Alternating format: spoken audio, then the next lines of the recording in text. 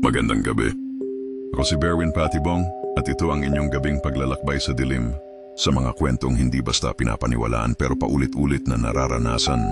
Mga kwento ng kababalaghan, hiwaga at lagim. Ito ang creepylasag na ghost story. Malakas ang ulan.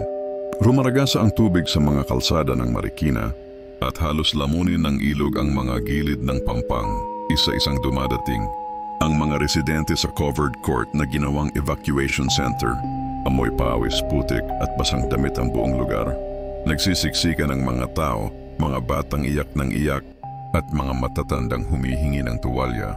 May ilan pang nagdarasal, hawak ang rosaryo, habang inuugong ng hangin ang lumang yero sa bubong. Bandang 12:00 ng gabi, biglang napundi ang ilaw. Ang natira na lang na ilaw ay mula sa ilang cellphone at maliit na kandilang isinindi sa gitna. Sa liwanag na iyon, napansin ng isang matanda. May babaeng nakatayo sa dulo ng stage. Basang-basa, nakalugay ang mahabang buhok, nakaputing damit na dumidikit sa balat niya. Tahimik lang siyang nakatitig sa mga tao. Wala siyang gamit, wala siyang kasama. Noong una, inisip ng lahat na isa lang siyang nahuli ng rescue. Pero habang tumatagal, kakaiba na ang kilos niya. Hindi siya gumagalaw. Hindi rin siya kumukurap, nanay. Bulong ng isang bata habang nanginginig. Bakit po nakangiti siya kahit umiiyak ang mata? Napatigil ang lahat at doon nila napansin ang babae.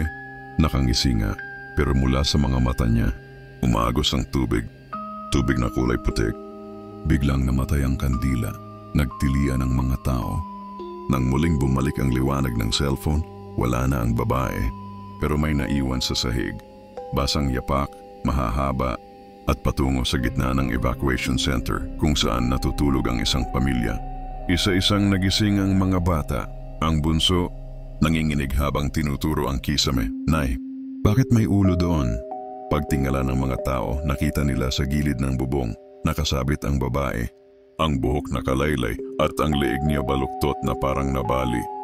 Unti-unti siyang bumitaw at bumagsak, pero bago pa tumama sa sahig, naglaho siya sa ere. Kinabukasan, kumalat ang kwento. Ayon sa mga matatanda, ilang taon na ang nakalipas.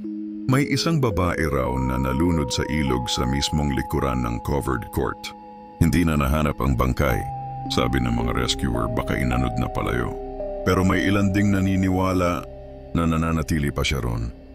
At tuwing may bagyo at napupuno ng tao ang covered court, dumadalo siya, hindi para sumilong, kundi para magpaalala na hindi lahat ng tumakas sa baha ay nakaligtas. At diyan nagtatapos ang ating gabing paglalakbay.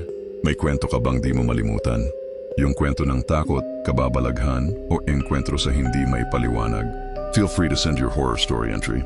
Pipili ako ng mga kwentong babasahin sa Reels. Ikaw ang bida, ako ang tinig. True story o kwentong kwarto lang. Basta kaya mong ikwento, kaya kong i-voice over. Send mo na. Baka ito na ang susunod na kwentong di nila malilimutan.